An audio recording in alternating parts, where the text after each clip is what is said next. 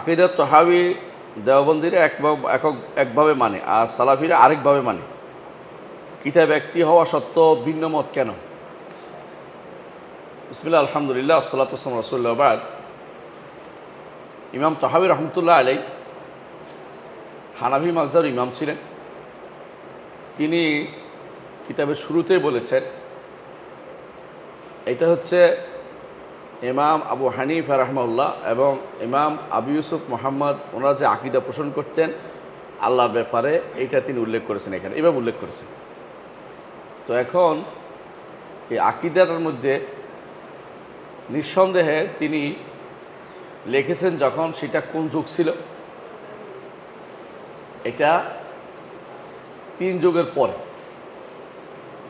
3 যুগের পরে খায়রুন নাসের কারণী সুম্মাল্লাযীনা ইয়ালুনাহুম সুম্মাল্লাযীনা ইয়ালুনাহুম, 3 যুগের পরে লিখেছেন। কথা বলছেন 3 যুগের পরে, কারণ ইমাম তহাবি মারা গেছেন 321 বা 329, এরকম মত আছে দুইটা।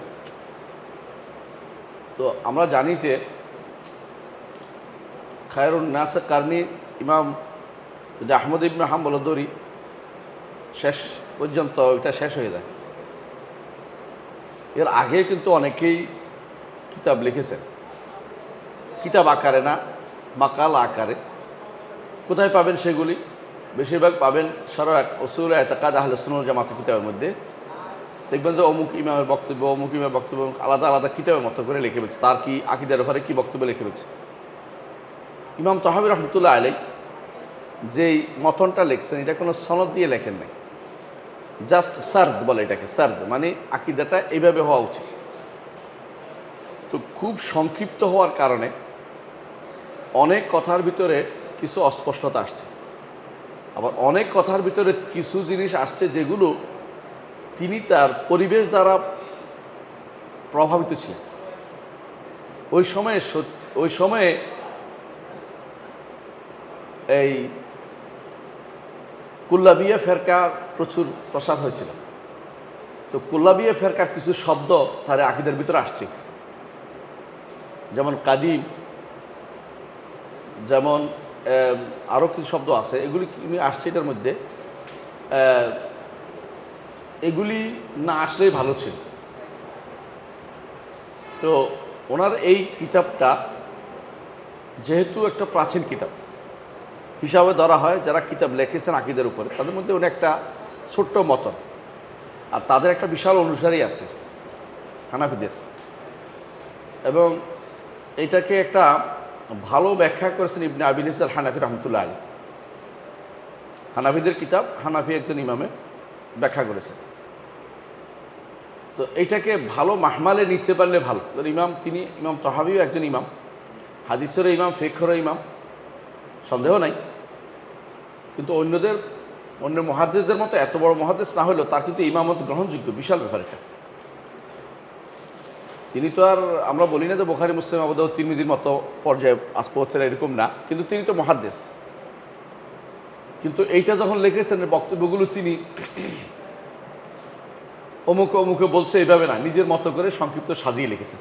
যে ইমাম আবু হানিফা, ইমাম আবু ইউসুফ, ইমাম মুহাম্মদের বক্তব্য এটা, আকীদা এটা বিশ্বাস ছিল। এই জন্য সেখানে দেখা গেছে তিনি অনেক বক্তব্য তিনি দিয়েছেন, যেগুলো তিনি বলছেন যে এই আকীদা পোষণ করতেন তারা, ওমা ইয়াদিনুনা বিহি রাব্বুল আলামিন। এখানে কিছু বক্তব্য আছে, আপনিও বুঝতে পারবেন যে এগুলো আবু হানিফা রহমতুল্লাহর বক্তব্য হবে না। কেন? ওই সময় এই ফিতনা আসে নাই,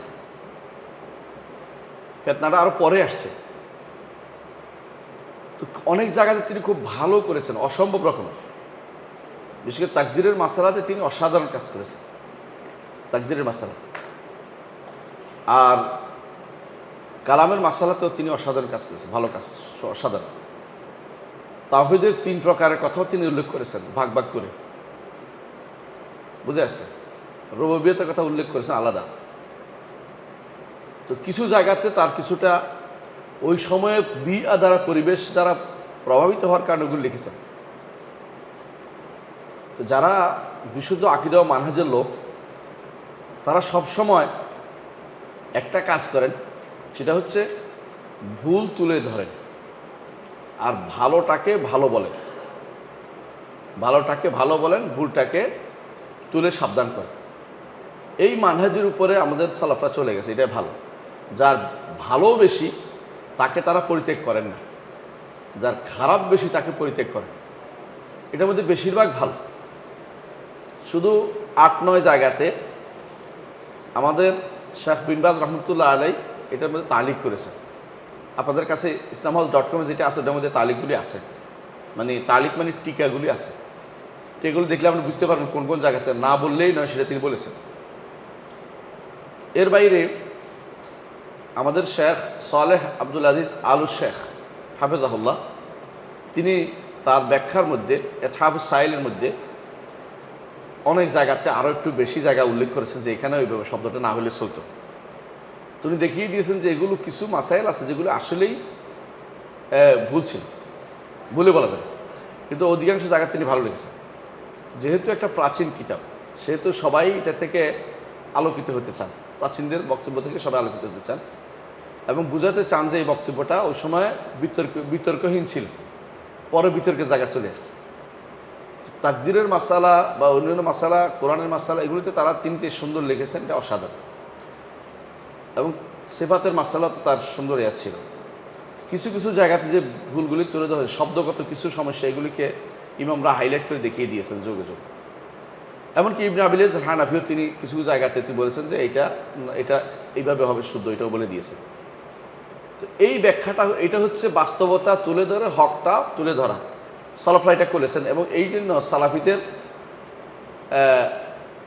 এটাকে সঠিক তথ্যটা দিতে পেরেছেন। এই জন্য ইবনে আবিল ইজ হানাফির ব্যাখ্যাটাই আমরা সবসময় বেশি গুরুত্ব দিই। এর বাইরেও আমাদের শেখরা এটার ভিন্ন ভিন্ন ব্যাখ্যা করেছেন, শেখ ফাউজান বা ওনারাও ব্যাখ্যা করেছেন, কিন্তু সেগুলিকে আমরা দেখবেন যে ওনারা চেষ্টা করেছেন হকটা তুলে ধরতে। আর যেখানে ভুল করেছেন ভুলটাকে বলতেন যে এইভাবে না বলে এইভাবে বললে ভালো হতো, এইটা বাবা এইভাবে বলা ঠিক হয় না, এইভাবে বলবেন, এটা কোরআন সুন্নাহর বিরোধী, এটা বলে দিচ্ছেন। তারা সাহস করে কথা বলছেন। কিন্তু আমরা ভালো করে জানি যে দেওবন্দ বলেন বা কাউসারিরা বলেন অথবা বেরলবিরা বলেন, দেওবন্দি বলেন, কাউসারি বলেন, বেরলবি বলেন, তাদের মধ্যে একটা জিনিস হচ্ছে ইমামের প্রতি মানে অন্ধ আনুগত্য। অন্ধ আনুগত্যের কারণে তারা ভুলকে ভুল না বলে কি বলে এইটাকেও জায়েজ বা এটাকেও একটা মত বানাই দিচ্ছে। আর তাদের কাছে আকীদার গুরুত্ব যদি কোনো বিশুদ্ধ আকীদার গুরুত্ব বেশি একটা নাই, বরং কি গুরুত্ব আছে, ইমামে বলছে এটার গুরুত্ব বেশি, ইমাম বলছে এটার গুরুত্ব বেশি। আর আমাদের কাছে সুন্নাহ এবং নসের গুরুত্ব বেশি, আর তাদের কাছে ইমামের কথার গুরুত্ব বেশি। সেই হিসেবে অনেক সময় তারা এগুলিকে ইমামের কথাটাকেই দলিল হিসেবে নিয়ে নিয়েছে যে এটাই ঠিক। অনেক সময় তারা পরবর্তীরা যারা আসছে, মাতুরিদিরা পরবর্তীরা, এরা এই কথাটাকে বেস করে তাদের বক্তব্য সাজাই নিছে, মাতুরিদি বানাই নিয়েছিলেন। আর তিনি তার সাথে মাতুরিদের সাক্ষাৎ হওয়ার কোনো সুযোগ ছিল না, মানে হয়নি, কোনো প্রমাণ নেই। তবে তিনি আরব এলাকায় থাকেন, তাহলে মিশরের একটা এলাকা, মিশরে থাকার কারণে তিনি অন্তত খোরাসান বা ওই এলাকার যে মাতুরিদি যে আকীদার যে মারাত্মক ভুল জায়গা, এগুলি তাকে স্পর্শ করেনি। তবে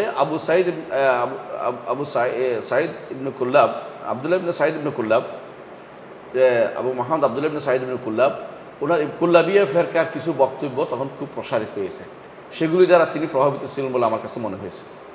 এই জন্য তিনি কিছু এরকম সমস্যা আছে, এগুলিকেই তারা আবার পরবর্তীরা উপজীব্য করে শুদ্ধ করে বানিয়ে নিছে।